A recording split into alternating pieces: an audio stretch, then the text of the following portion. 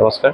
আজি আমি গুৱাহাটী চিকিৎসা মহাবিদ্যালয়ৰ সমূহ ছাত্ৰ ছাত্ৰী আৰু শিক্ষাগুৰুসকল মিলি আৰু বিভিন্ন হোষ্টেলে লগ লাগি আজি আমি শংকৰদেৱৰ এই তিৰুভাৱ তিথিটো উদযাপন কৰিছোঁ।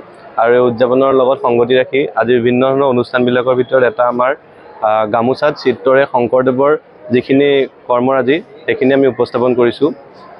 ইয়াত আমি শংকৰদেৱৰ বিভিন্ন উপাদানসমূহ আৰু ইয়াত দেখিবলৈ পাইছে আমাৰ যি আউনীআটী সত্ৰৰ প্ৰৱেশদ্বাৰ তাকো আমি উপস্থাপন কৰিছোঁ।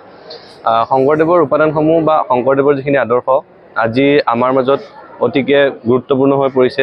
আজি শংকৰদেৱে আজিৰ পৰা 100 বছৰ আগত যিখিনি অৱদান দি থৈ গৈছিল বা যিখিনি আদৰ্শ দেখুৱাই গৈছিল সেইখিনি আজি বহু ক্ষেত্ৰত অক্ষুণ্ণ থাকিলেও কিছু ক্ষেত্ৰত অক্ষুণ্ণ ৰাখিব সম্ভৱ হোৱা নাই। কিছু ক্ষেত্ৰত সামাজিক বৈষম্যতা আৰু ব্যভিচাৰিতা দেখা পোৱা গৈছে। গতিকে সকলোখিনি লগ লগাই আজি আমি নৱপ্ৰজন্মক তাৰ আদৰ্শ দেখুৱাবলৈ চেষ্টা কৰিছোঁ। হয়, আজি আমাৰ গুৰুজনা মহাপুৰুষ শ্ৰীমন্ত শংকৰদেৱৰ তিৰুভাৱ তিথি উপলক্ষে যি গামোচা পেইণ্টিং প্ৰতিযোগিতা অনুষ্ঠিত হৈছে তাৰ বাবে আমি GMCHৰ পৰিয়ালক পোনপ্ৰথমেই ধন্যবাদ জ্ঞাপন কৰিছোঁ, আমাক ইমান এটা ভাল সুযোগ প্ৰদান কৰাৰ বাবে, আৰু গুৰুজনালৈ আমাৰ শ্ৰদ্ধাঞ্জলি জ্ঞাপন কৰিছোঁ। আজিৰ নৱপ্ৰজন্মই অসমত থাকিও আমাৰ গুৰুজনাৰ বিষয়ে নাজানে, ই আমাৰ বাবে অতি লাজ লগা কথা। গতিকে আমাক এনেকুৱা এটা সুবিধা প্ৰদান কৰি গুৰুজনাৰ বিষয়ে জানিবলৈ সুবিধা প্ৰদান কৰিছে। গতিকে আমি সকলোকে ধন্যবাদ জনাইছোঁ আৰু আজি আমি বহুত গৌৰৱ অনুভৱ কৰিছোঁ।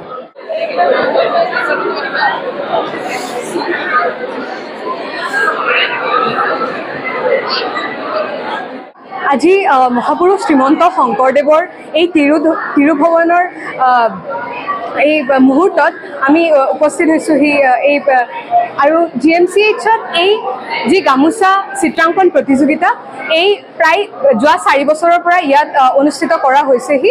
আৰু আমি এই চিত্ৰাংকন প্ৰতিযোগিতাখনিত আমি দেখুৱাবলৈ চেষ্টা কৰিছোঁ মহাপুৰুষ শ্ৰীমন্ত শংকৰদেৱৰ সৃষ্টিৰাজিৰ বিভিন্ন দিশসমূহ আৰু তাৰ লগতে আমাৰ অসমীয়া সংস্কৃতিৰো বিভিন্ন দিশসমূহ। যেনে আমাৰ এইখন ছবিত দেখুওৱা হৈছে যে কিদৰে মহাপুৰুষ শ্ৰীমন্ত শংকৰদেৱে এবাৰ স্নান কৰি থাকোঁতে কন্দলীদেৱে তেখেতক চতুৰ্ভুজ ৰূপত দেখা পাইছিলে। অৱশ্যে আমি মহাপুৰুষ শ্ৰীমন্ত শংকৰদেৱ ঈশ্বৰ হয়নে নহয় নাজানিলেও তেখেত যে পুৰুষ নহয় মহাপুৰুষ আছিলে সেই কথা কিন্তু নিশ্চিত। ঠিক তেনেদৰে দৌল উৎসৱ ইয়াত দেখুওৱা হৈছে মহাপুৰুষ শ্ৰীমন্ত শংকৰদেৱে যে ধৰ্ম বৰ্ণ জাতি নিৰ্বিশেষে সকলোকে শিষ্যত্ব প্ৰদান কৰিছিলে তাৰে এক উৎকৃষ্ট উদাহৰণ। ঠিক তেনেদৰে গজেন্দ্ৰ উপাখ্যান, অজামিল উপাখ্যান, মুখাশিল্প, তাৰপিছত ভাওনা, তাৰপিছত কিদৰে কৈশোৰ কালতে মহাপুৰুষ শ্ৰীমন্ত শংকৰদেৱে এটি দুৰ্দান্ত সাৰবৰূপ হাতেৰে তেওঁৰ শিঙত ধৰি পিনে বগৰাই দিছিলে সেয়াও আমি দেখাবলৈ যত্ন কৰিছোঁ।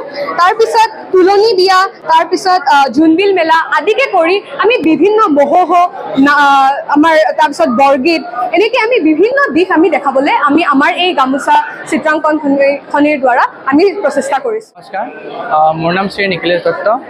আজি মহাপুৰুষ শ্ৰীমন্ত শংকৰদেৱৰ তিৰুভাৱ তিথি উপলক্ষে আয়োজন কৰা গামোচা অংকন প্ৰতিযোগিতাত আমি আমাৰ দিন আৱাসীসকলৰ তৰফৰ পৰা এখন গামোচা অংকন আমি আগবঢ়াইছোঁ।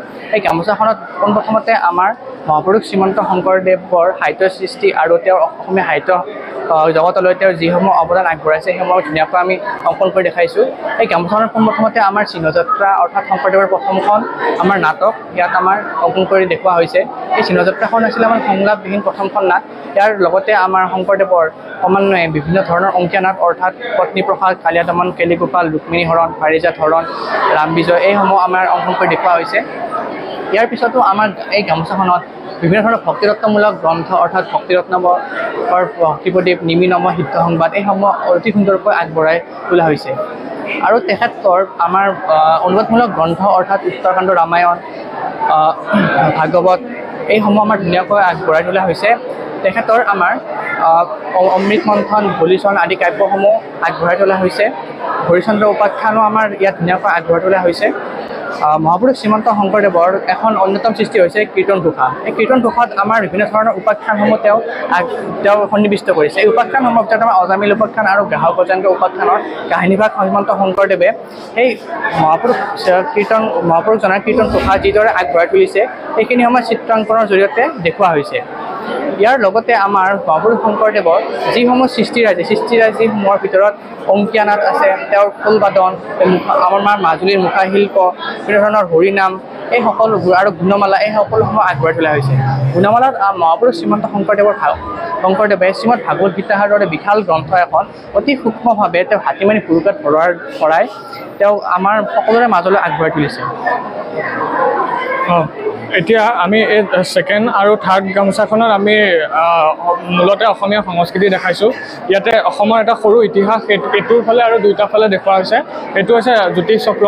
গতিকে অসমত আমি জানো যে তেওঁ প্ৰাগজ্যোতিষপুৰ হিচাপে জনা গৈছিল, কাৰণ ইয়াত এটা জ্যোতিষ চক্ৰ আছে।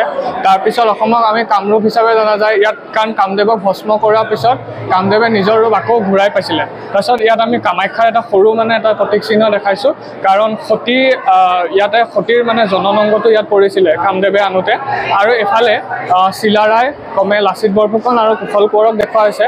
আৰু এই যোনখন আপোনালোকে দেখাবলৈ পাইছে যে যোনখন এটা গছ আমি ইয়াত অংকন কৰিছোঁ, এই গছখনে শংকৰদেৱৰ লগত ৰিলেটেড কিছুমান এটা মানে ভাল বাৰ্তা দিয়ে। যেনেকৈ এই গছখনত আমি যেনেকৈ মানে ধৰক এজোপা গছে শিপাৰ জৰিয়তে খনিজ লৱণ আৰু পানী সংগ্ৰহ কৰি পেলাই আৰু সূৰ্যৰ ৰশ্মি পাই পেলাই ডাঙৰ দীঘল হয় আৰু এখন প্ৰকাণ্ড বিশাল গছলৈ ৰূপান্তৰিত হ'ল। ঠিক তেনেদৰে মহাপুৰুষ শ্ৰীমন্ত শংকৰদেৱে সেই গছজোপাৰ শিপা হিচাপে কাম কৰিছে আৰু সেই শিপাই তেওঁৰ অৱদানসমূহে সেই খনিজ লৱণ আৰু পানী সূচাইছে। আৰু সেই পানী আৰু খনিজ লৱণ বা অৰ্থাৎ তেওঁৰ অৱদানসমূহ গ্ৰহণ কৰিয়ে মহাপুৰুষ শ্ৰীমন্ত শংকৰদেৱৰ সেই অৱদানসমূহৰ কাৰণে বৃহত্তৰ অসমীয়া সংস্কৃতি গঢ় লৈ উঠিছে। আৰু তেওঁ এই ফুলে ফালে মানে জাতিষ্কাৰ হৈ তুলিছে। আৰু ইয়াত যোনবিলাক পাত আছে সেই পাতবিলাকৰ আমি এইটোৱে ছিগনিফাই কৰিছোঁ ইন ফিউচাৰত ভৱিষ্যতলৈকো অসমৰ বিভিন্ন সংস্কৃতি নতুন নতুন নৱৰূপ পাব পাৰে, কিন্তু সেই নৱৰূপৰ সংস্কৃতিৰো মূল গুৰিধাৰতাজনে মহাপুৰুষ শ্ৰীমন্ত শংকৰদেৱে হ'ব।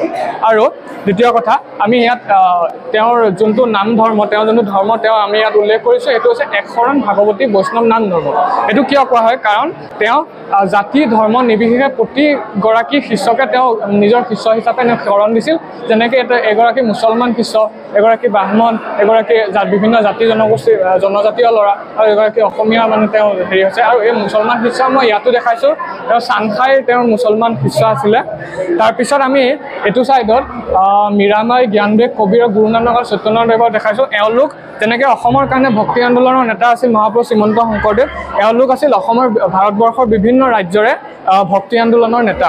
আৰু ইফালে আমি অকণমান মানে সংগীত জগতৰ কাৰণ মহাপুৰুষ শ্ৰীমন্ত শংকৰদেৱে বৰগীত লিখিছিল, টুটই লিখিছিল, ছপই লিখিছিল, তেওঁৰ গীতসমূহ মানে যথেষ্ট অৱদান আগবঢ়াইছিল। গতিকে আমি এফালে অসমৰ দুগৰাকী প্ৰখ্যাত সংগীতজ্ঞক আমি ইয়াৰফালে মানে প্ৰতিনিধিত্ব কৰিছোঁ আৰু এইটো চাইডে অসমৰ সাহিত্যক আমি দেখাইছোঁ। আমাৰ গামোচা ইমানতে।